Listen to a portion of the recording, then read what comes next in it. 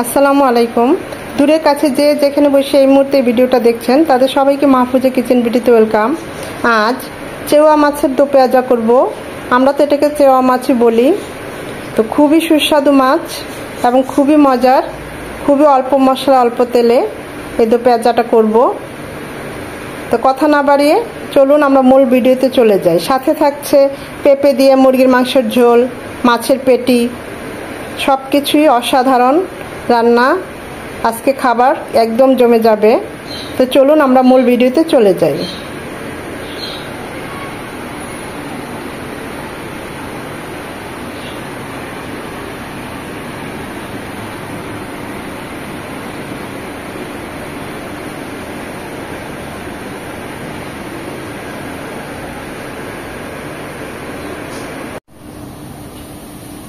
Chewa মাছ দো পেঁয়াজা করব। আমরা তো এটাকে চেওয়া মাছই বলি, এখন কে কি বলে জানি না। এই মাছের লেজটা আর মাথাটা একদম মচমচে করে ভাজলেও খুব ভালো লাগে। তো দিয়ে দিচ্ছি সামান্য লবণ আর সামান্য একটু হলুদ গুঁড়ো। আমি একটু হালকা করে মেখে ভেজে নেব। চাইলে এভাবে মাখিয়ে কষিয়েও রান্না করতে পারেন, সামান্য একটু বেগুন দিয়েও রান্না করতে পারেন, সেটাও খুব ভালো হয় চেওয়া মাছটা। আবার এরকম দো পেঁয়াজা করলেও ভালো হয়। আবার একদম মচমচে করে, যে বললাম মাথাটা আর লেজটা, এগুলো যদি একদম মচমচে করে ভাজেন সেটাও গরম ভাত দিয়ে খুব ভালো লাগে খেতে। আমি একটু হালকা করে জাস্ট একটু ভেজে নেব। চেওয়া মাছটা রান্নার জন্য প্যানে দিয়েছি 2 চামচ সয়াবিন তেল, দিয়ে দিচ্ছি 1 কাপ পেঁয়াজ কুচি। যেহেতু দু পেঁয়াজা করব তাই পেঁয়াজের পরিমাণটা একটু বেশি যাবে।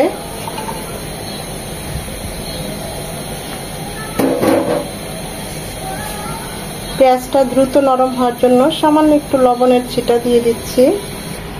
যেহেতু আমার মাছ অল্প তাই আমি অল্প তেলই দিলাম। আপনাদের মাছের পরিমাণ অনুযায়ী তেলের পরিমাণটা আরেকটু বাড়িয়ে দিতে পারেন। এখানে বেশি তেল একটা লাগবে না, পেঁয়াজটা নরম হবে। যখনই দেখবেন এরকম দো পেঁয়াজা করবেন বা পেঁয়াজের পরিমাণটা বেশি, এরকম একটু ভাজতে সময় লাগবে, তখনই এটা কিন্তু একটা টিপস, পেঁয়াজের মধ্যে সামান্য একটু লবণ ছিটিয়ে দিলে দেখবেন পেঁয়াজটা খুবই দ্রুত নরম হয়ে যায়। তারপরে এভাবে একটু খুলে খুলে নিচ্ছি যেন আরো দ্রুত সফট হয়ে যায়।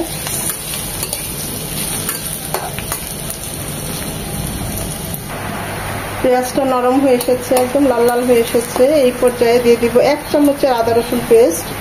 আদা রসুনটাকে 1 মিনিট ভেজে নেব যেন আদার ঝাঁঝালো গন্ধটা চলে যায়।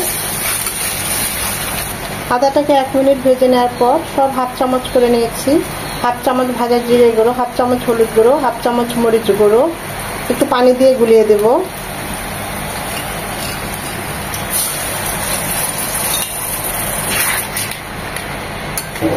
এখন মশলাগুলো খুব ভালোভাবে কষিয়ে নেব। ঝালটা যে যেমন পছন্দ করেন ওই অনুযায়ী দিবেন। আমি তো কাঁচা মরিচ আবার মাঝখানে কেটে দেব, তাই 1/2 চামচ শুকনো মরিচ গুঁড়ো দিলাম। আপনারা চাইলে বাড়িয়ে কমিয়ে নিতে পারেন। পেঁয়াজের সাথে মশলাগুলো খুব ভালোভাবে কষিয়ে নেওয়ার পর দিয়ে দিব 1/2 কাপ ফুটানো পানি। আমি যেহেতু এটা দো পেঁয়াজা একদম ভুনা ভুনা করব তাই আমি পানির পরিমাণটা কম দিলাম। আপনারা আপনাদের গ্রেভিটা কিরকম রাখবেন ওই অনুযায়ী ঝোলটা দিবেন। এটা ফুটে আসা পর্যন্ত অপেক্ষা করব। ফুটে এসেছে, এখন এই পর্যায়ে দিয়ে দিব আমরা যে চেওয়া মাছগুলো হালকা করে ভেজে নিয়েছি লবণ আর হলুদ দিয়ে মাখিয়ে, সেটা দিয়ে দিচ্ছি।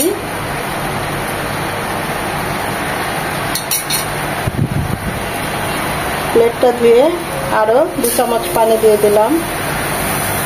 দিয়ে দিব সামান্য লবণ। আমরা কিন্তু মাছটা ভাজার সময় লবণ দিয়েছি, আবার পেঁয়াজটা সফট হওয়ার জন্য লবণ দিয়েছি, তাই লবণটা মাথায় রাখতে হবে, লাগলে পরে দেওয়া যাবে। দিয়ে দিব 3টা কাঁচামরিচ, এভাবে মাঝখানে কেটে দিয়েছি ঝালটা বের হওয়ার জন্য। এটা হতে বেশি সময় লাগবে না, খুবই সফট মাছ। আবার ভেজে দিয়েছি হালকা, পেঁয়াজগুলো ভুনা করে নিয়েছি, আগে কষিয়ে নিয়েছি। 7 থেকে 8 মিনিটের মধ্যেই এটা হয়ে যাবে।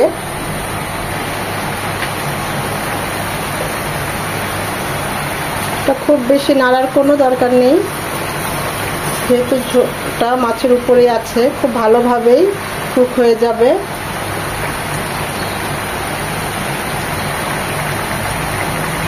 সব সময় রান্নার মাঝামাঝি বা শেষ পর্যায়ে এরকম ঢাকনাটা 1 মিনিট সরিয়ে নেবেন, 1 থেকে 2 মিনিট, তারপর আবার ঢেকে দিবেন। এতে দেখবেন রান্নার একটা এক্সট্রা একটা গ্লেজ আসে। এটা না করলে বুঝবেন না, মনে হবে যে উপরে তেল উঠে এসেছে। এই টেকনিকটা, এই টিপসটা কিন্তু, এই জাদুটা কিন্তু এই ঢাকনা উঠানোর মাঝেই। কিংবা দেখবেন অনেক শেফরা রান্নার শেষ পর্যায়ে এরকম একটু ফাঁক রাখে। এটাই সেই টেকনিক যে গ্লেজটা আমরা দেখি তরকারি যে কোনো রেসিপিতে, বা তেলটা উপরে উঠে আসে, এটা কিন্তু সেজন্যই। তা আপনারাও চেষ্টা করবেন এরকম 1 থেকে 2 মিনিট মাঝে বা শেষ পর্যায়ে উঠিয়ে নিয়ে আবার রান্নাটা ঢেকে 2-3 মিনিট রান্না করতে। টেস্ট করেছি, সব ঠিক আছে। আমি আরেকটু টানে একদম মাখো মাখো করে নেব। এখন আর ঢাকবো না, এভাবে আরো 2-3 মিনিট কুক করে এই ঝোলটা টানিয়ে নেব। আমাদের রান্নাটা অলমোস্ট ডান। চেওয়া মাছের দো পেঁয়াজা আমি এই মাখো মাখোটাই রাখবো। গরম গরম ভাত দিয়ে খেতে খুবই ভালো লাগবে। সিম্পল খুবই, কিন্তু খেতে অসাধারণ। এই মাছটাও খুবই মজার। দেখতেই পাচ্ছেন কতটা লোভনীয় হয়েছে। খুবই অল্প মশলায়, অল্প তেলে, খুবই সামান্য উপকরণ দিয়েই আমরা এই রান্নাটা করে ফেললাম। এখন আমি চুলাটা অফ করে দেব। আশা করি ভিডিওটা আপনাদের ভালো লেগেছে। আর যদি ভালো লেগে থাকে অবশ্যই একটা লাইক দিবেন। আর এভাবে রান্না করে খেয়ে কমেন্ট করে আমাকে জানাবেন কেমন হয়েছে।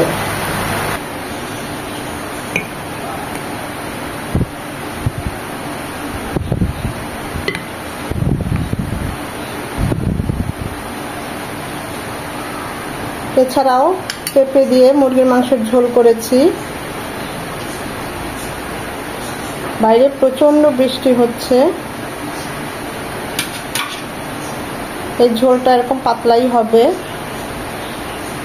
অসম্ভব ভালো লাগে।